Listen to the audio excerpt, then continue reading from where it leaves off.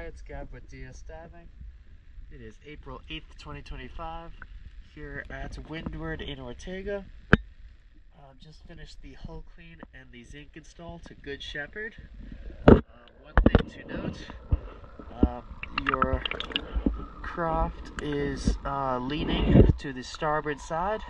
You can kind of see from that white line underneath. And if you look here, got a couple of inches compared to on this side.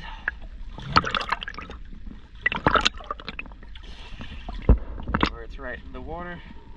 Additionally, there is a little bit of staining